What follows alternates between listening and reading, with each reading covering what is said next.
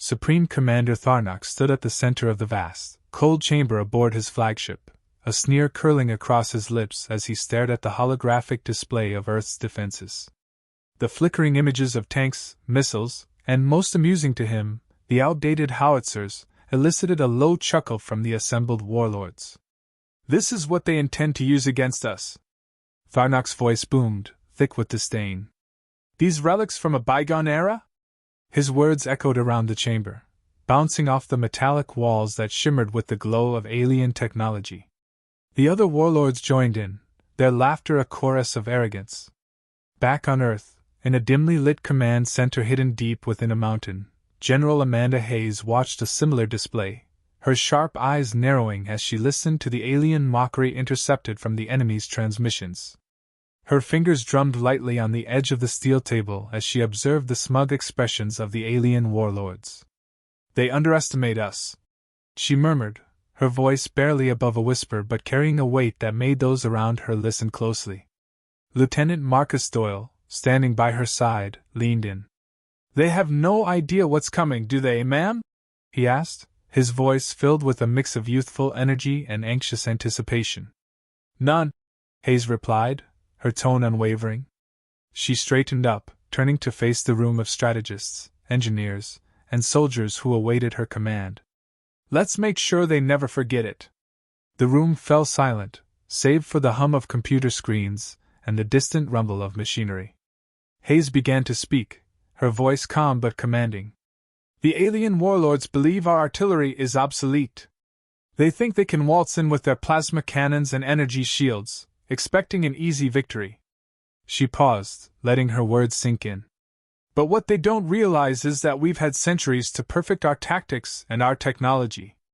They're not facing the past, they're facing a future they can't even comprehend." Doyle stepped forward, tapping a button on the table to bring up a schematic of the new howitzer design. "Our engineers have been working tirelessly to upgrade our artillery.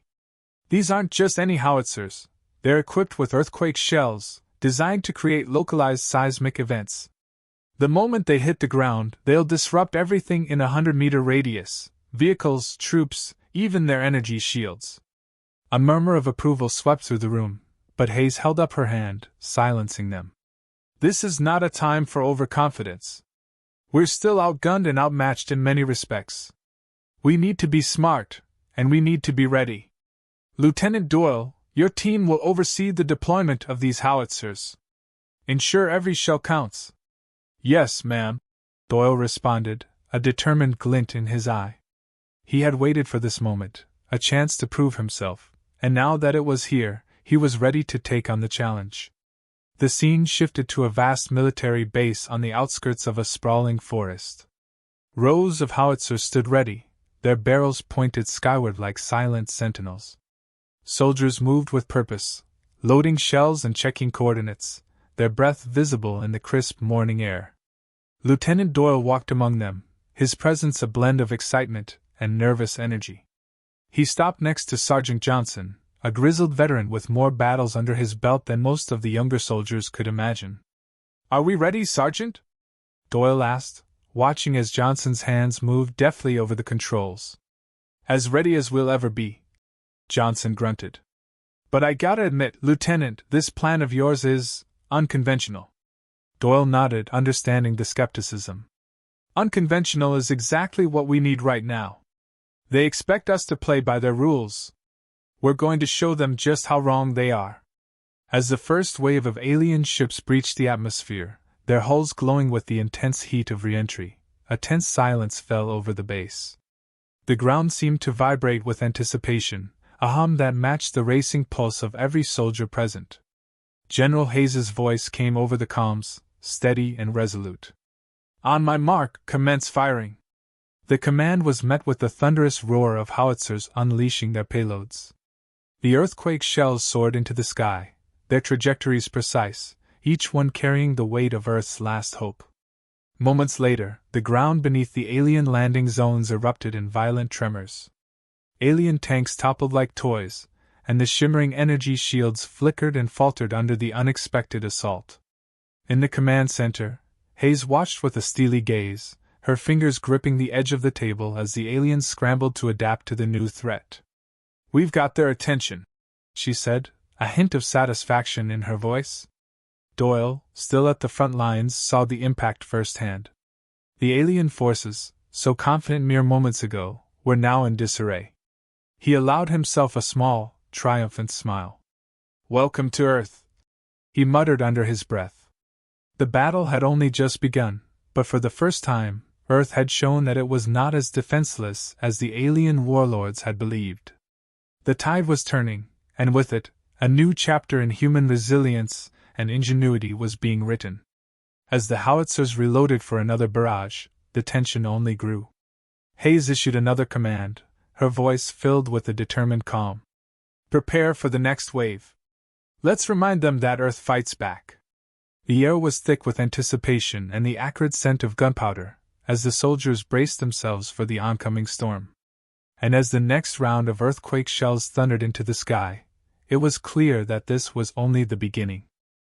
The earth trembled again, not from the alien onslaught but from the second volley of earthquake shells. Lieutenant Marcus Doyle, crouched behind the sturdy concrete of a hastily constructed barricade, felt the shockwaves reverberate through his bones. Dust and debris rained down from above as the artillery continued its relentless barrage. Around him, soldiers moved with a mix of urgency and cautious optimism, their faces streaked with dirt and determination. "Direct hit on the eastern flank," a voice crackled over Doyle's comms. It was Sergeant Johnson, his tone barely containing his exhilaration. "Their ground units are in complete disarray." Doyle allowed himself a brief, tight-lipped smile. "Keep the pressure on, Sergeant," he replied, his voice steady despite the chaos unfolding around him. "We need to exploit every opening we create." As the alien forces struggled to regroup, their once seamless formations now fractured by the unexpected seismic assault, Doyle's thoughts raced. The initial success of the howitzers had been a gamble that paid off, but he knew the real test was yet to come. The alien warlords were not accustomed to failure, and their response would be swift and brutal. In the command center, General Amanda Hayes stood rigidly, her eyes fixed on the tactical display. The room buzzed with activity, the air thick with tension and the faint scent of sweat and adrenaline. Technicians called out updates, their fingers dancing over keyboards as they tracked the unfolding battle. "Ma'am," an aide called out, breaking Hayes's concentration. "We're detecting a shift in the enemy's formation. It looks like they're preparing to deploy a new wave of troops and armor." Hayes nodded, her mind already racing through possible scenarios. "What do we know about their reinforcements?" "Scans indicate heavier armor and some sort of energy-based artillery," the aide replied, eyes glued to his screen. "We're still analyzing the data, but it looks formidable." "Of course it does," Hayes muttered under her breath. She turned to Doyle's image on the comms screen. "Lieutenant, we need to adapt our strategy. They're bringing in heavier units. Prepare the EMP shells. It's time to see if they can handle a blackout." Doyle's face was set in grim determination. "Understood, General. We'll be ready." The air around the artillery batteries grew thick with anticipation as the soldiers loaded the specially designed EMP shells. Doyle moved through the ranks, offering words of encouragement where he could. "Stay focused," he reminded them. "This isn't over until we say it is." As the alien forces advanced, their shimmering shields flickering with energy, the ground beneath them continued to quake. But this time, the rumble was joined by a high-pitched whine as the EMP shells were launched. Doyle watched, breath held, as the projectiles arced through the sky, leaving faint trails against the smoke-filled horizon. Then they struck. The effect was immediate and catastrophic. A wave of electromagnetic energy surged through the alien ranks, their shields sputtering and fading, their vehicles grinding to a halt. The once intimidating glow of their weaponry dimmed, flickered, and then went dark. The battlefield was momentarily silent, a stunned pause hanging in the air as both sides processed what had just happened. "Direct hit!" Doyle shouted into his comms, the elation clear in his voice. "Their systems are down!" Back in the command center, Hayes allowed herself a rare moment of satisfaction. "Good work, Lieutenant." Now push forward. We need to capitalize on this. Doyle relayed the orders, his voice a mixture of urgency and confidence. Earth's forces surged forward, a coordinated wave of infantry and artillery, pressing the advantage. The aliens, their once formidable technology rendered useless, were forced into hand-to-hand combat, a scenario they were ill-prepared for. Among the chaos, Doyle caught sight of a group of alien soldiers struggling to coordinate.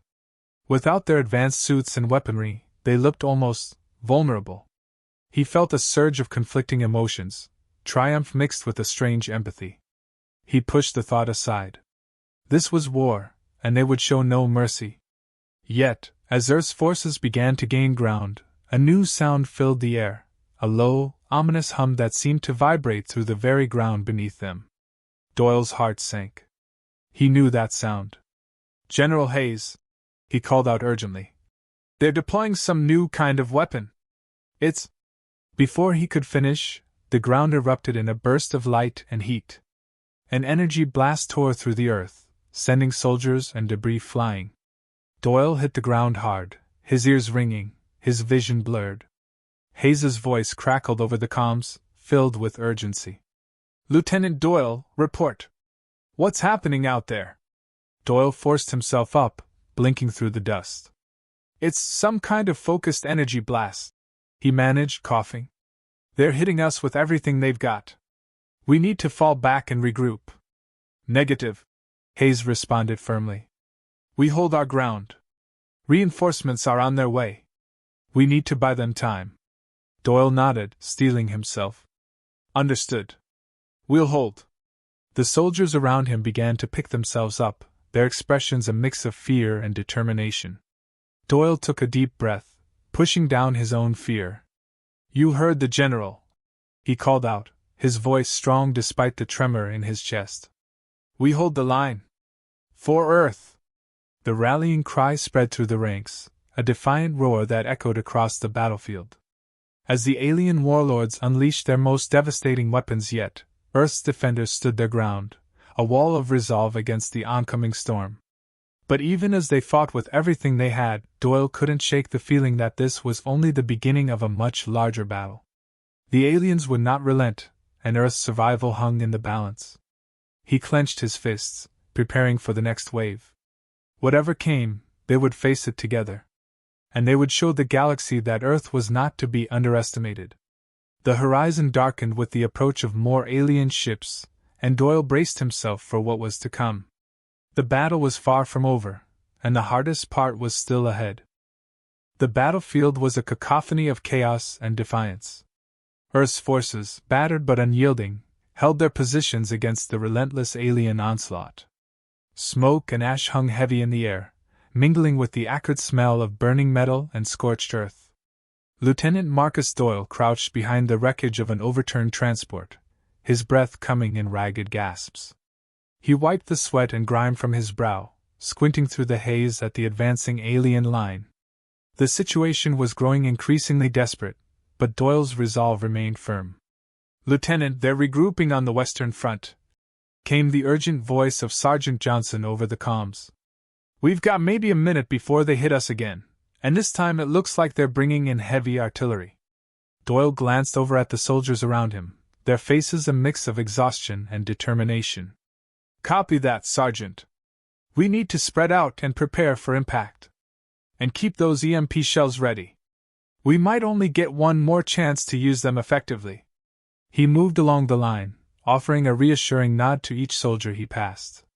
They were tired, their eyes heavy with fatigue, but they were still in the fight. As he reached the end of the barricade, Doyle spotted a young private nervously clutching his rifle, his hands shaking. "Hey!" Doyle called softly, crouching down beside him. "What's your name, soldier?" "Private Miller, sir," the young man stammered, his eyes wide with fear. I didn't think it would be like this." Doyle put a steadying hand on Miller's shoulder. "None of us did, Miller. But you're here now, and that means you're part of this. Remember why you're fighting. Remember who you're fighting for. We stand together, all of us. That's what makes us strong." Miller nodded, his grip on the rifle firming. "Yes, sir." Thank you, sir. Before Doyle could respond, the ground beneath them began to tremble. A low, rumbling growl grew into a deafening roar as the alien artillery opened fire. Explosions erupted around them, sending shards of debris flying through the air. Doyle ducked, pulling Miller down with him as a blast sent a shockwave over their heads. "Hold your positions!" Doyle shouted over the din, his voice hoarse but resolute. "Wait for my command!"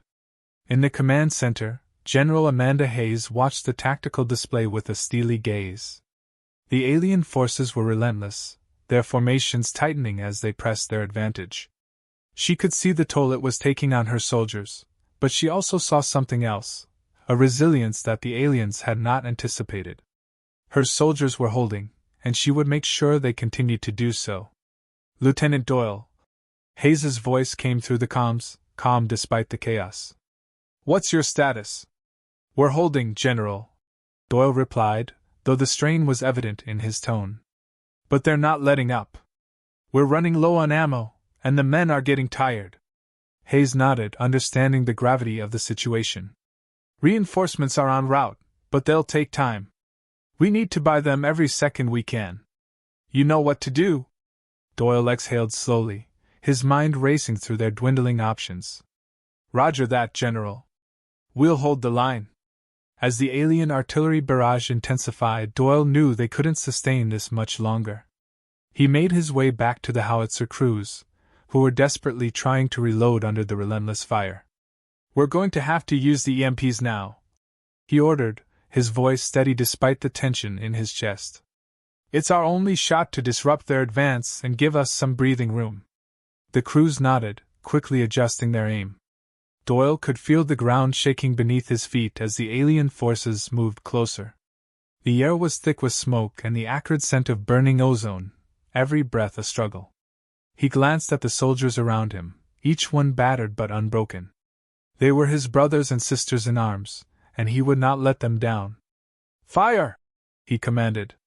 The howitzers roared to life, launching the EMP shells high into the sky.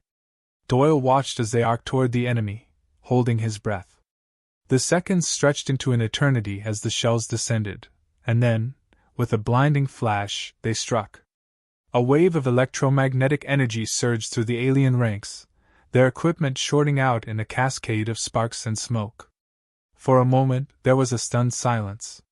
Then a cheer rose from the soldiers as they realized the enemy's advance had stalled.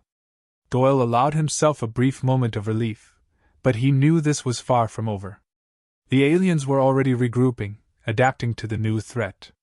"General Hayes, the EMPs worked, but they're already trying to recover," Doyle reported, his tone urgent. "We've bought some time, but not much." "Understood, Lieutenant," Hayes replied, her voice filled with determination. "We need to hit them hard while they're disoriented. Deploy the reserves and prepare for a full-scale assault." Doyle nodded, signaling to his men. "All right, you heard the General. We're not done yet. Get ready for the push." As the soldiers scrambled to prepare for the next phase of the battle, Doyle took a moment to survey the field. The enemy was weakened but not defeated. He could see the alien commanders shouting orders, trying to restore order amid the chaos. They were tenacious, and their pride would not allow them to retreat. The ground beneath Doyle's feet trembled again, but this time it wasn't from the enemy's artillery. A deep, resonant hum filled the air, growing louder with each passing second. Doyle's eyes widened as he realized what was happening.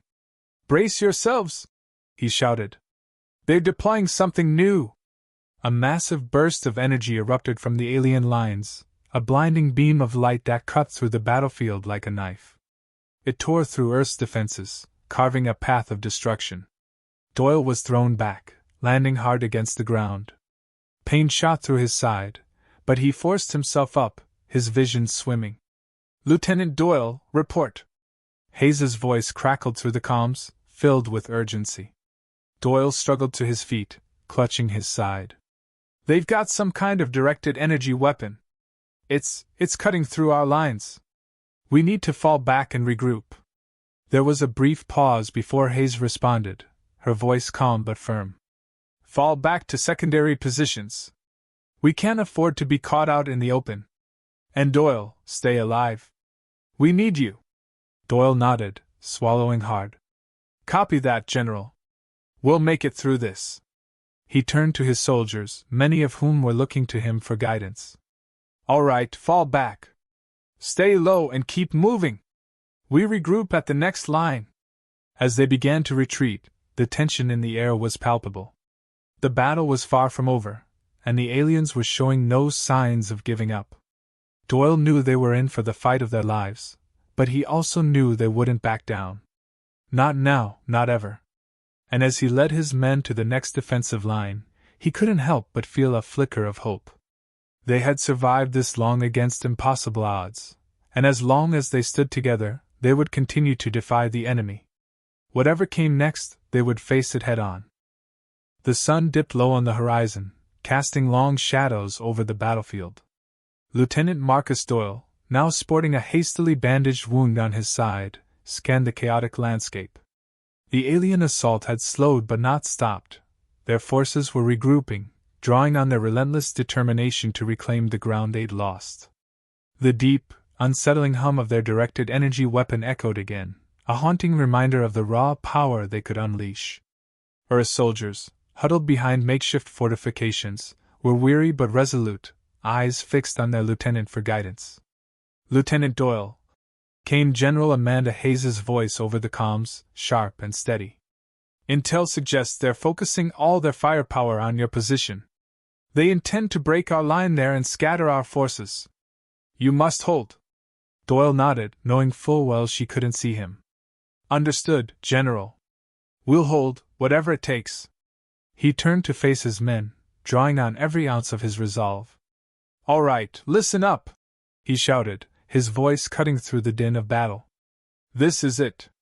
They think they can break us here, but we're going to show them what it means to fight for Earth. A murmur of determination rippled through the ranks. Sergeant Johnson moved up beside him, his face grim but determined. What's the plan, sir? He asked, his voice low. Doyle paused, thinking quickly. We need to create a diversion. If we can make them think we're weaker than we are, they might overcommit. When they do, we hit them with everything we've got left. Johnson nodded, a small, grim smile tugging at his lips. Sounds like a plan, sir.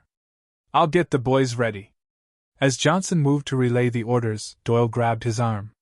And Sergeant, if this doesn't work, we need to make sure we give them hell before we go down. Johnson's smile widened slightly. Wouldn't have it any other way, Lieutenant.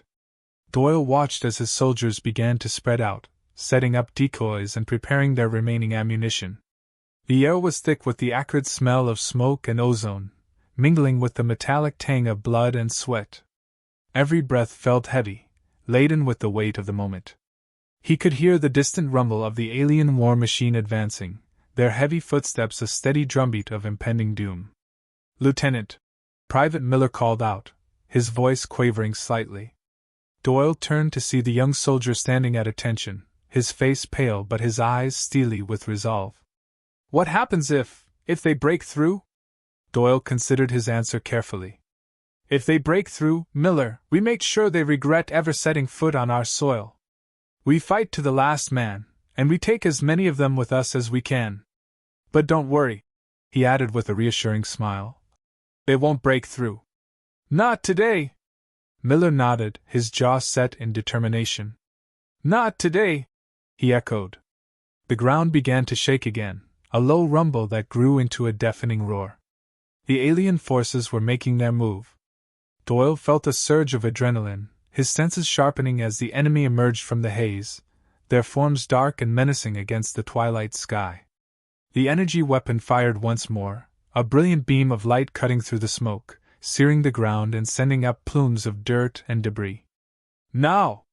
Doyle shouted, signaling his troops. The Earth soldiers opened fire, their remaining artillery and rifles blazing in unison. The aliens pushed forward, their shields shimmering under the barrage, but the coordinated attack seemed to have the desired effect. The alien commanders hesitated, unsure whether to commit fully or fall back. Come on, you bastards! Doyle muttered under his breath. Take the bait.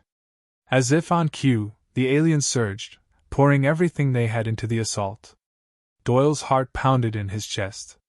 "Hold the line!" he screamed, his voice raw with intensity. "Wait for my command!" The alien forces closed in, their weapons glowing with deadly energy. Just a little closer, Doyle thought, his hand tightening around his rifle. He could feel the tension in the air, a palpable energy that thrummed with anticipation. His soldiers held their fire, every eye trained on the advancing enemy. Then, just as the aliens were nearly upon them, Doyle gave the signal. "Now! Fire everything!" A massive volley erupted from the Earth defenses, a concentrated wave of bullets, shells, and rockets that tore through the alien ranks. The ground shook with the force of the explosion, and the air was filled with the deafening roar of battle. Doyle watched as the alien lines wavered, their formation breaking apart under the withering fire. "They're falling back!" Sergeant Johnson shouted, his voice triumphant. "Don't let up!" Doyle ordered, his voice hoarse but unyielding. "Keep pushing! Drive them back!" The soldiers surged forward, pressing their advantage, their cheers mingling with the sounds of combat. The aliens, caught off guard and disoriented, began to retreat, their once formidable advance now a chaotic withdrawal. For a moment, it seemed as if victory was within reach. But then the ground trembled again, this time with a different rhythm. Doyle's eyes widened as he saw a new wave of alien troops emerging from the smoke, their forms larger and more menacing than before. These were the elite forces, the true vanguard of the alien war machine. And they were coming straight for them. "Fall back to the secondary line!" Doyle shouted, his heart sinking. "Regroup and hold your positions!" As the soldiers scrambled to retreat, Doyle stayed at the front, firing his rifle in controlled bursts, covering their withdrawal. He could feel the sting of shrapnel on his face, the heat of the alien weapons singeing the air around him. The pain in his side flared with every step, but he pushed through, his focus entirely on the battle. "Lieutenant, we need to move!" Johnson yelled, grabbing Doyle's arm. "Go!" Doyle insisted, pushing him back. "I'll cover you." Johnson hesitated for a moment, then nodded.